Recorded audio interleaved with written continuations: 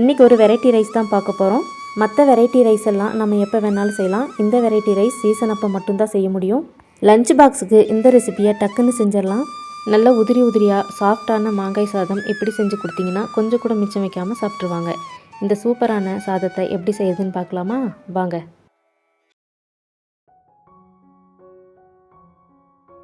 ஒரு குக்கரில் 1 கப் புழுங்கல் அரிசி எடுத்துக்கோங்க. நீங்கள் எந்த அரிசி யூஸ் பண்ணுவீங்களோ அந்த அரிசி எடுத்துக்கோங்க. தண்ணி சேர்த்துட்டு 2-3 தடவை நல்லா கழுவிக்குங்க.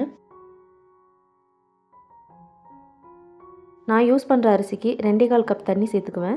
நீங்கள் எவ்வளோ தண்ணி சேர்த்துவீங்களோ அந்த மாதிரி சேர்த்துக்குங்க. இந்த கிளைமேட்டுக்கு அரிசி சீக்கிரம் ஊறாது, அதனால் நான் இன்றைக்கி சுடு தண்ணி சேர்த்துருக்கேன். நீங்கள் எப்பயும் போல் நார்மல் வாட்டரை சேர்த்துக்கலாம். இதில் 1/4 டீஸ்பூன் மஞ்சள் சேர்த்துக்குங்க. ஏன்னா அப்போ தான் சாதம் ஒரே மாதிரி ஈவனாக எல்லோ கலரில் வரும். சாதத்துக்கு தேவையான அளவு உப்பு சேர்த்துக்குங்க. 2 டேபிள் ஸ்பூன் ஆயில் சேர்த்துக்குங்க. அப்போ சாதம் உதிரியாகவும் இருக்கும், ஒன்றோட ஒன்று ஒட்டாது. இது எல்லாத்தையுமே இப்போ நல்லா கலந்து விடுங்க.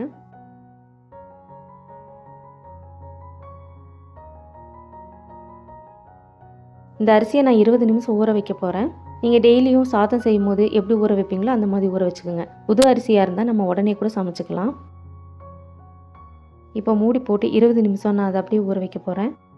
20 நிமிஷம் நல்லா ஊறினதுக்கப்புறமா 2 விசில் வச்சு 15 நிமிஷம் சிம்மில் வச்சோன்னா சாதமும் நல்லா சாஃப்டாக வெந்துடும், உதிரியாகவும் இருக்கும். நீங்கள் யூஸ் பண்ணுற அரிசியில் எத்தனை விசில் வைப்பீங்களோ அந்த மாதிரி வச்சுக்கோங்க. இப்போ இது நல்லா ஊறட்டும். அதுக்குள்ளே இதுக்கு நம்ம மசாலா ரெடி பண்ணிடலாம். மாங்காய் சாதம் செய்கிறதுக்கு இன்றைக்கி நான் 1 மாங்காய் எடுத்திருக்கேன். இது நல்ல பெரிய மாங்காவாக இருக்கிறதுனால இதில் இருக்கிற பாதி பீஸ் மட்டும் நான் எடுத்து யூஸ் பண்ணிக்க போகிறேன். சின்ன மாங்காவாக இருந்தால் நீங்கள் முழு மாங்காய் கூட சேர்த்துக்கலாம். இதை நல்லா கழுவிட்டு தோல் சீவிடுங்க. இப்போது மாங்காவை துருவிக்குங்க. இந்த மாதிரி சின்ன ஹோல் இருக்கிற பிளேட்டில் துருவிக்குங்க, அப்போ தான் நல்லாயிருக்கும்.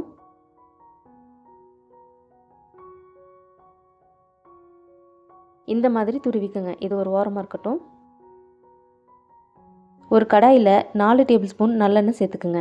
நல்லெண்ணெய் இல்லைன்னா நீங்கள் ரெகுலராக எந்த ஆயில் யூஸ் பண்ணுவீங்களோ அதை சேர்த்துக்குங்க. எண்ணெய் சூடானதும் 1/2 டேபிள் ஸ்பூன் கடுகு சேர்த்துக்குங்க.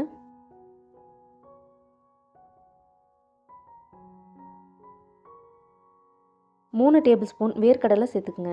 உங்களுக்கு எவ்வளோ வேணுமோ நீங்கள் அந்தளவுக்கு சேர்த்துக்குங்க. நான் இன்றைக்கி கொஞ்சம் அதிகமாகவே சேர்த்துருக்கேன், அப்போ தான் ரொம்ப நல்லாயிருக்கும். இப்போ இதை நல்லா வறுத்து விடுங்க.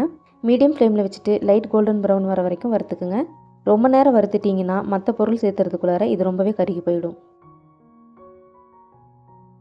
அடுப்பை மீடியம் ஃப்ளேம்லேயே வச்சுக்குங்க. இப்போ இது கூட 2 டேபிள் ஸ்பூன் கடலைப்பருப்பு, 2 டேபிள் ஸ்பூன் உளுத்தம்பருப்பு சேர்த்துட்டு அதையும் நல்லா வறுத்துக்குங்க.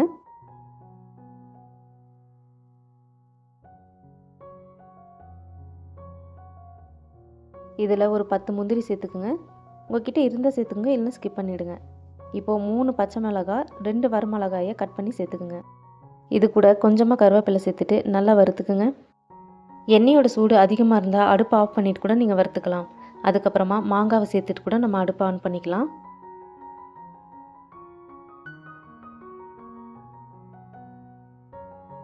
கால் டீஸ்பூன் பெருங்காயத்தூள் சேர்த்துக்குங்க. இது கூடவே 1/4 டீஸ்பூன் மஞ்சத்தூள். இப்போ இது எல்லாத்தையுமே நல்லா மிக்ஸ் பண்ணி விடுங்க.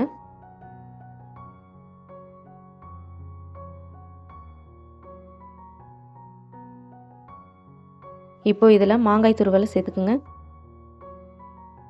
இந்த மசாலாவுக்கு தேவையான அளவு உப்பு சேர்த்துக்குங்க. நம்ம ஏற்கனவே சாதத்துலேயும் சேர்த்துருக்கோம், அதனால் பார்த்து சேர்த்துக்குங்க. இப்போ இது எல்லாத்தையுமே 2 நிமிஷம் நல்லா வதக்கி விடுங்க.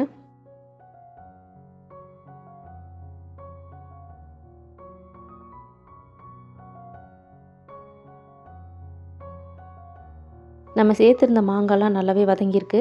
இப்போ இது கூட கொஞ்சமாக கொத்தமல்லி இலையை கட் பண்ணி சேர்த்துக்குங்க. இப்போ இது எல்லாமே நல்லா மிக்ஸ் பண்ணி விடுங்க. அடுப்பை ஆஃப் பண்ணிவிட்டு மசாலாவை நல்லா ஆற வச்சுருங்க. மசாலா ரெடி பண்ணும் போதே நான் சாதமும் வச்சுட்டேன். இப்போ இதை ஓப்பன் பண்ணி பார்த்துடலாம்.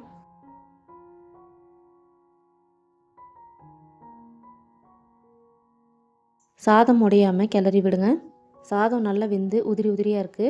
இந்த மாதிரி இருக்கும்போது தான் நம்ம எந்த வெரைட்டி ரைஸ் செஞ்சாலும் நல்லாயிருக்கும். கிளறி விட்டு சாதம் வெது வெதுப்பாக ஆகிற வரைக்கும் ஆற வச்சுக்குங்க. ரொம்பவே ஆற வச்சிடக்கூடாது. மசாலாவும் சாதமும் சூடாக இருக்கும்போதே ரெண்டையும் ஒன்றா சேர்த்து கிளறாதீங்க. ரெண்டுமே சூடாக இருக்கிறதால எல்லாமே ஒன்றோட ஒன்று ஒட்டி பிடிச்சி களி மாதிரி ஆயிரும். சாதம் உதிரி உதிரியாக வராது. மசாலாவும் சாதமும் ரெடியாக இருக்குது. இப்போ இது ரெண்டையும் சேர்த்து மிக்ஸ் பண்ணிடலாம். உங்களுக்கு தேங்காய் ஃப்ளேவர் பிடிக்கும்னா இப்போ இதில் கொஞ்சமாக சேர்த்திட்டு கூட கிளறிக்கலாம். இப்போது இது எல்லாத்தையுமே நல்லா மிக்ஸ் பண்ணி விடுங்க.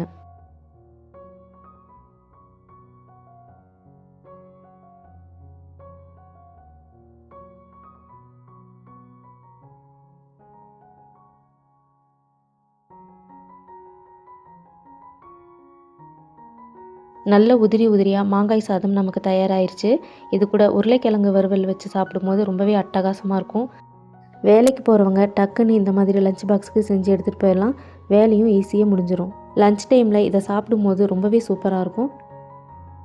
ஆல்ரெடி நம்ம சேனலில் இந்த மாதிரி ஈஸியாக செய்யக்கூடிய லஞ்ச் பாக்ஸ் ரெசிபிஸ் எல்லாம் நான் நிறைய போட்டிருக்கேன். மறக்காமல் போய் செக் பண்ணி பாருங்கள். இந்த ரெசிபியை நீங்கள் உங்கள் வீட்டில் செஞ்சு பார்த்துட்டு எப்படி இருக்குன்னு கமெண்ட்ஸில் சொல்லுங்கள். மறக்காமல் உங்கள் ஃப்ரெண்ட்ஸ் அண்ட் ஃபேமிலிக்கும் ஷேர் பண்ணிவிடுங்க. நம்ம சேனலை சப்ஸ்கிரைப் பண்ணாதவங்க சப்ஸ்கிரைப் பண்ணிக்கோங்க. பக்கத்தில் இருக்க பெல் ஐக்கானையும் கிளிக் பண்ணிவிடுங்க. இந்த ரெசிபியில் வர ஒவ்வொரு பொருளோட அளவையும் நான் டிஸ்கிரிப்ஷனில் கொடுத்துருக்கேன். மறக்காமல் செக் பண்ணி பாருங்கள். இவ்வளவு நேரம் நம்ம வீடியோவை பார்த்ததுக்கு ரொம்ப ரொம்ப நன்றி. இன்னொரு சூப்பரான ரெசிபியோடு வர வரைக்கும் பாய்.